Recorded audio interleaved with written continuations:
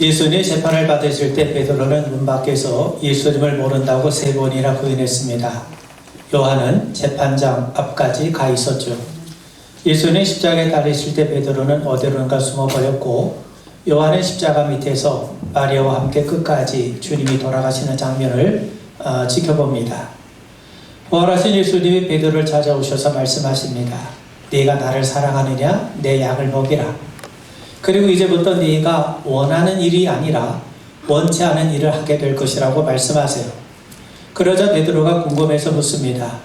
나는 그렇다 치더라도 그렇다면 주님이 사랑하시는 제자 요한은 어떻게 되겠습니까? 그러자 예수님이 말씀하십니다. 내가 올 때까지 그를 머물게 하고자 할지라도 네게 무슨 상관이냐? 너는 나를 따르라. 여러분, 왜 다른 것에 관심을 갖느냐? 그 요한에 관심 갖지 말고 너는 나만 생각하고 나만을 따르라. 예수님이 맡겨주신 일에만 충성하라는 거죠. 베드로에게 예수님이 요구하신 것은 충성입니다. 여러분, 디모데전서에 보면 교회는 하나님의 집입니다. 베드로 사도는 교회가 신령한 집이라고 말씀해요. 바울은 교회가 큰 집이라고 그럽니다. 교회를 큰 집이라고 한 것은 이 집의 주인이신 분이 아주 크신 하나님, 살아계신 하나님이시기 때문입니다. 또한 이 집안에 가족들이 아주 많기 때문이죠. 더욱이 이 집에서 한 일이 아주 큰 일, 곧 신령한 일이기 때문입니다. 그래서 이 집에는 많은 그릇이 필요합니다. 금그릇, 은그릇, 나무그릇, 질그릇이 필요하죠. 어떤 것은 귀하게 쓰이기도 하고 어떤 것은 천히 쓰이기도 한다는 겁니다. 그런데 중요한 것은 모든 그릇이 다 요긴하게 쓰임을 받고 있다는 거죠. 여러분, 바울은 교회 안에 다양한 은사를 받은 여러 직분자들을 그릇에 비유합니다. 여러분, 오늘 우리 교회는 주님의 명령에 따라 2분의 집사님과 2분의 권사님을 세우게 되었습니다. 직분이라고 하는 것은 교회의 머리가 되시는 우리 주님께서 우리에게 주신 겁니다. 그렇다면 주님의 부름을 받아 세울 이번 우리 직분자는 과연 어떠한 자인가? 오늘 성경을 통해 3가지를 여러분들과 함께 나누고자 합니다. 1절에 보시면 사람이 마땅히 우리를 그리스도의 일꾼이요 하나님의 비밀을 맡은 자로 여길지어다. 바울은 자신을 그리스도의 일꾼, 하나님의 비밀을 맡은 자라고 고백합니다. 그러면서 자신과 같이 다른 성도들 역시 그리스도의 일꾼이요 하나님의 비밀을 맡은 자로 여길 것을 당부하고 있습니다. 우리는 그리스도의 일꾼입니다. 일꾼이라는 말의 본래의 뜻은 종, 노예를 가리켜요. 바울은 늘 자신을 그리스도의 종으로 고백하고 있지 않습니까? 여기서 헬라 말에서 종이라고 하는 단어는 주로 둘로스라고 하는 단어를 씁니다. 근데 여기서 사용된 말은 둘로스가 아니라 후페레테스입니다. 이 후페레테스란 말은 어떤 의미냐면 후페란 말은 아래라는 말이고 페레테스란 말은 노를 젓는다는 말이 합성어입니다. 직역하면 배의 가장 밑바닥에서 노를 젓는 사람을 가리키는 말이죠. 옛날 배는 노를 저어 움직이지 않았습니까? 바람이 불 때는 돛을 이용했고 바람이 불지 않을 때는 노를 저었어요. 배의 크기에 따라 노를 젓는 수가 다르긴 하지만 대개 노를 젓는 사람은 2줄로 앉아서 구력에 맞춰 노를 젓습니다. 북을 치는 사람의 신호와 장단에 맞춰 빨리 젓기도 하고 때론 천천히 젓기도 합니다. 그들은 배의 방향과 목적지를 알지 못합니다. 그저 북 치는 대로 노를 저을 뿐이죠. 그들에게는 순종만 있었던 겁니다. 그뿐만이 아닙니다. 노를 저을 때는 다른 사람과 협력하는 것이 대단히 중요합니다. 노를 젓는 속도와 방향이 같아야죠. 다른 일과 보조를 맞추지 않고 요령을 피우면 그만큼 다른 사람에게 짐이 되고 맙니다. 함께 노를 젓지 않으면 배는 멈출 수밖에 없는 것 아니겠습니까? 마찬가지입니다. 우리 그리스도의 일꾼들은 노를 젓는 사람입니다. 구원의 방주인 교회가 주님을 향해 주님의 거룩한 뜻을 향해 더 잘 항해할 수 있도록 노를 젓는 사람이죠. 그러므로 우리는 이 배의 머리가 되시고 선장이 되시는 예수님의 말씀에 따라 한마음으로 오겐제일교라고 하는 방주의 노를 잘 젓는 그런 일꾼 될 수 있기를 주의 이름으로 축원을 드립니다. 여러분, 앞서 말씀드린 것처럼 노를 잘 젓기 위해서는 북소리에 맞춰야 됩니다. 이 말은 무슨 말입니까? 그리스도의 일꾼은 주인 되신 예수님의 말씀에 순종해야 되는 것을 말씀하는 거죠. 종의 생각이 주인의 생각을 대신할 수 없어요. 주인의 생각을 깨닫는 순간 내 생각은 접고 주인의 뜻을 따라야 됩니다. 우린 그리스도의 일꾼입니다. 아무리 뛰어난 능력이 있더라도 그리스도의 뜻을 따르지 않는다면 어찌 우리가 그리스도의 일꾼이라고 말할 수 있겠습니까? 그리스도가 주인 되지 않으면 자기 생각에 따라 일을 하기도 하고 그만두기도 하죠. 그런데 그리스도의 일꾼은 내 생각이나 의지로 하는 것이 아닙니다. 선장의 명령에 따른 노를 젓는 것처럼 예수님이 말씀하신 대로 순종의 노를 잘 저어갈 수 있는 우리 모든 성도 되기를 주님의 이름으로 축원을 드립니다. 이어서 바울은 자신을 하나님의 비밀을 맡은 자로 여기고 있어요. 사람마다 아무에게도 공개하고 싶지 않은 자신만의 비밀을 갖고 있지 않습니까? 음식점 주인도 역시 자기만의 비밀 레시피는 며느리에게도 가르쳐주지 않는다고 하지 않습니까? 그런데 하나님의 비밀은 그렇지 않습니다. 하나님은 그 비밀을 밝히 드러내라고 우리에게 말씀하세요. 예수님 말씀하시죠. 감추인 것이 드러나지 않을 것이 없고 숨은 것이 알려지지 않을 것이 없느니라. 내가 너에게 어두운 데서 이르는 것을 광명한 데서 말하며 너희가 귓속말로 듣는 것을 집 위에서 전파하라. 그렇다면 우리가 맡은 비밀이라는 것이 도대체 무엇입니까? 그것을 복음이라고 얘기를 합니다. 복음이 무엇입니까? 하나님께서 우리에게 행하신 일, 하나님이 우리를 구원하신 일, 하나님이 우리에게 은혜를 베푸셨다? 그게 바로 복음이에요. 예수 그리스도가 복음이죠. 예수님이 십자가를 통해 이루신 구원이 복음이에요. 그런데 이 복음의 일은 우리가 할 수 없기 때문에 오직 하나님이 우리를 위해서 행하신 것 아니겠습니까? 나는 한 일이 없지만, 수고한 적이 없지만, 자격이 없지만 주님께서 나를 위해서 대신 행하셨어요. 그래서 우리가 복음을 바라볼 때마다 나를 보는 것이 아니라 예수를 바라보게 되는 거고, 나의 자격을 인정하는 것이 아니라 예수님의 은혜를 바라보는 겁니다. 복음은 내 수고를 말하는 것이 아니라 그리스도 예수께서 나를 위해서 수고하시고 일하신 것을 말하는 겁니다.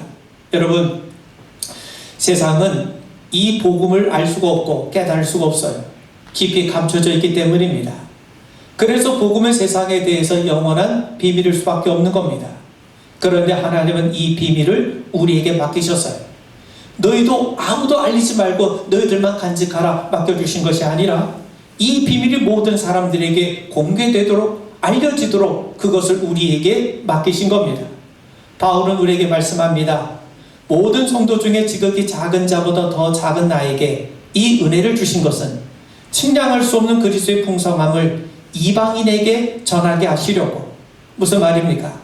세상을 구원하는 복음의 능력, 그 비밀을 밝히 드러내게 하는 것이 자신에게 주어진 사명이요, 그 책임과 사명이 그리스도 일꾼들에게 주어졌다는 겁니다.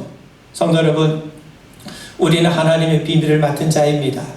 우리가 비행기를 타면 스튜어디스들이 승객들을 위해서 갖가지 시중을 들어주죠. 식사를 가져다 주기도 하고 커피를 가져다 주기도 하고 때로 신문을 가져다 주기도 합니다. 그런데 그들이 제공하는 것은 자기들의 것이 아닙니다. 항공사가 승객들을 위해서 맡긴 것을 우리에게 전해주는 것뿐이죠. 그렇다면 왜 하나님이 우리를 하나님 비밀을 맡은 자라고 했습니까? 자기의 생각, 자신의 경험, 자신의 심령을 전하는 것이 아니기 때문입니다. 우리가 전하는 것은 내 생각이 아니죠. 하나님께서 맡기신 것만 잘 간직해서 잘 전하기만 하면 되는 겁니다. 왜 그렇습니까? 하나님이 진리이시기 때문인 거죠. 여러분, 세상의 종교나 학문은 진리를 추구해요. 그런데 기독교 신앙은요, 진리를 추구하는 것이 아니라 진리를 선포해요. 왜? 예수님이 내가 곧 진리요, 길이요, 진리요, 생명이라고 말씀하지 않으셨습니까? 예수님은 진리를 깨닫기 위해서 구도하거나 명상하신 흔적이 없어요. 예수님이 곧 진리가 되시기 때문입니다. 그러므로 우리 자신의 생각이나 경험으로 복음을 변질시키면 안 됩니다. 우리 맡은 자로서 그저 예수님을 전하기만 하면 되는 겁니다. 여러분, 우리 말씀 안에 능력이 있어요. 말씀은, 복음은 우리를 구원하신 하나님의 능력이 된다고 말씀합니다.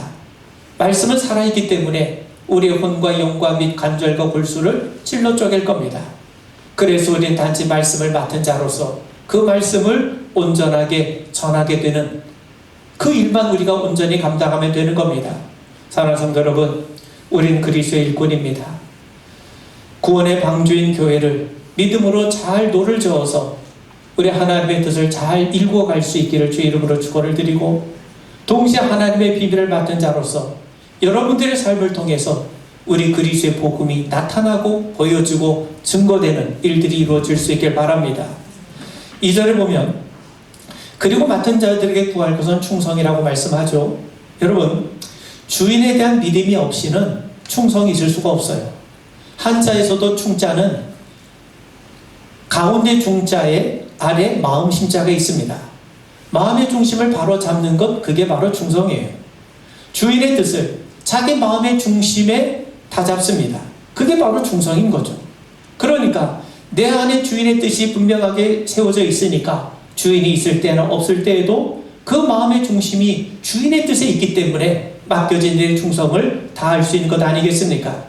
6.25 때 폭격으로 끊어진 한강 다리 전설을 시찰하던 이 메가더 장군이 끊어진 한강 다리 옆에서 보초 서고 있는 한 병사를 보게 됩니다. 왜 서 있느냐고 물어보니까 보초 서라는 명령을 받았기 때문에 지금 보초를 서고 있는 거라고 대답을 해요. 언제까지 서 있을 거냐고 묻자 다음 명령이 떨어질 때까지 여기 내가 이 보초를 서겠다고 대답을 하더랍니다. 그때 메가더 장군이 이런 병사가 있는 나라는 결코 망할 수 없다고 얘기를 하더랍니다. 여러분, 그리스도의 일꾼은 그 중심이 하나님을 향해 서 있는 사람입니다. 주님이 우리에게 원하시는 것은 충성이에요. 세상은 최고를 원하지만 주님은 최선을 다해 우리 주님 앞에 우리의 마음의 중심을 두고 충성하는 것을 원하세요. 여러분, 바울은 하나님을 위함답시고 예수 믿는 사람을 핍박하던 자 아니었습니까?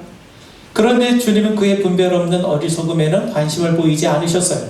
오직 그의 마음에 주목하셨습니다. 하나님을 위하는 그의 최선을 다하는 열정을 보셨어요. 그래서 주님은 그의 잘못된 열정을 바로잡으십니다.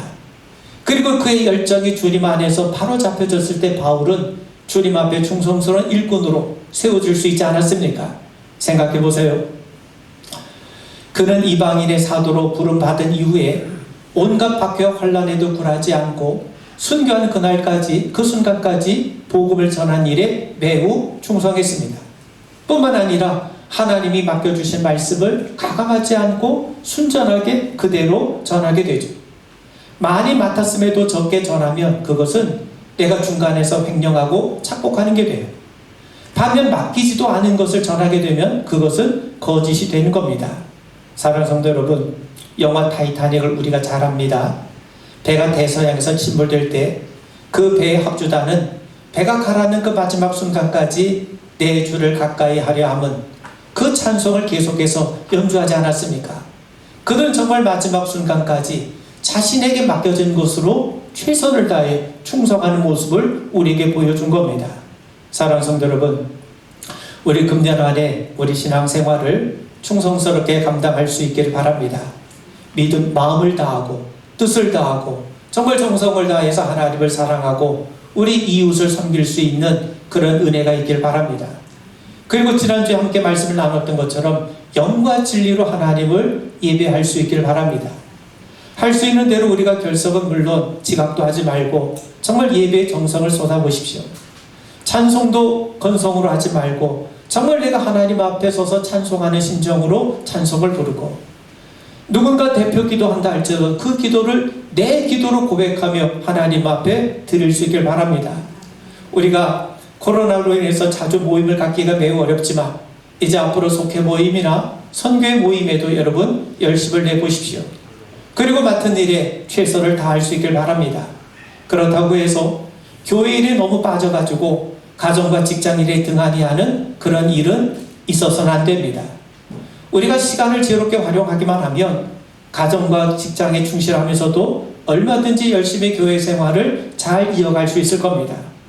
우리가 하나님 앞에 물질을 드리는 것도 차원하는 마음으로 기쁘게 참여를 해보십시오.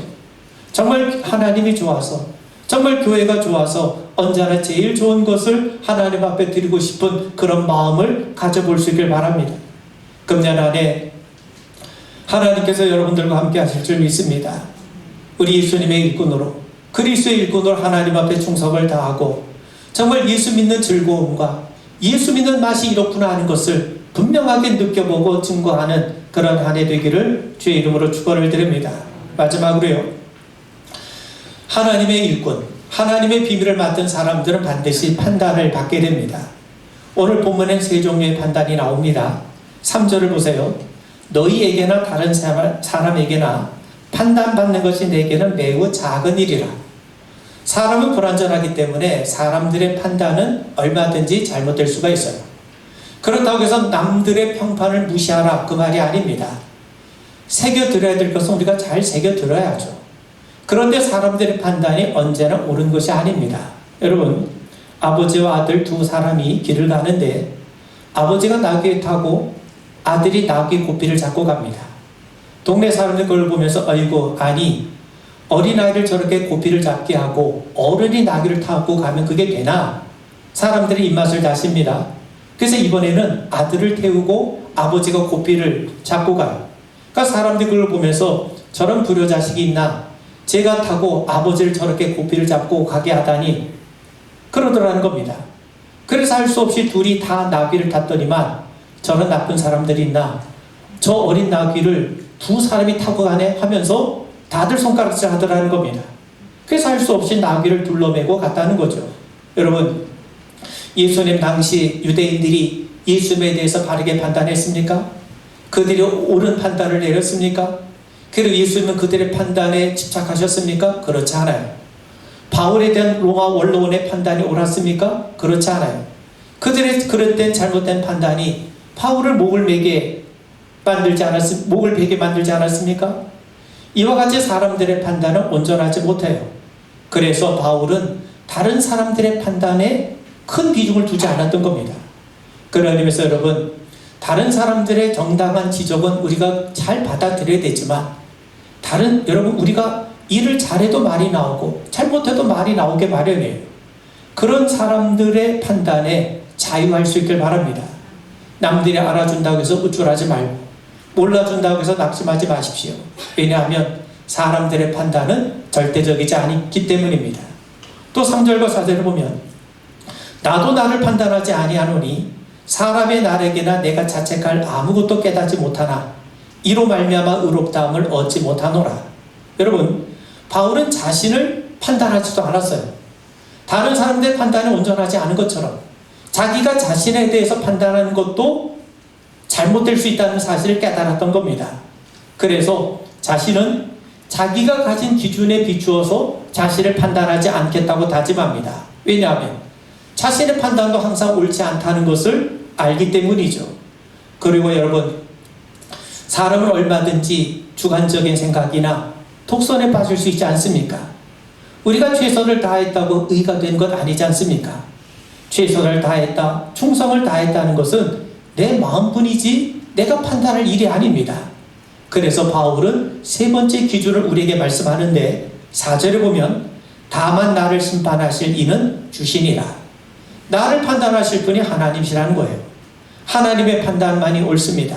여러분, 과거 바울은 정말 율법으로 비춰보면 정말 흠이 없는 사람이었어요.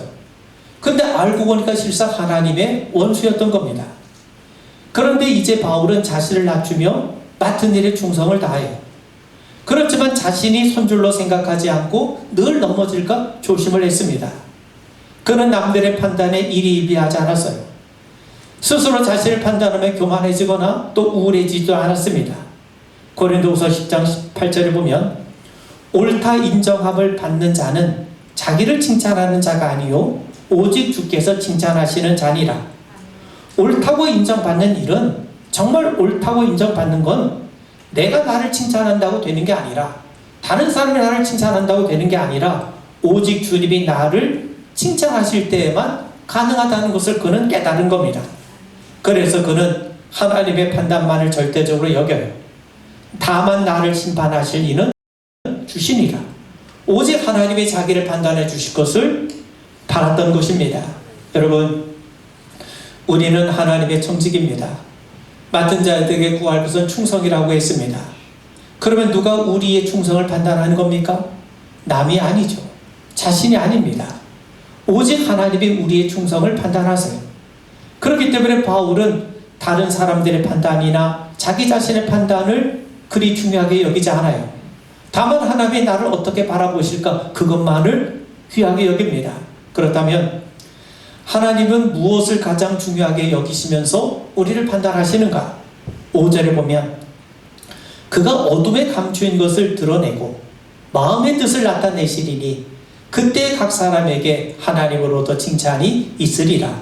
여러분, 어둠에 감추인 것,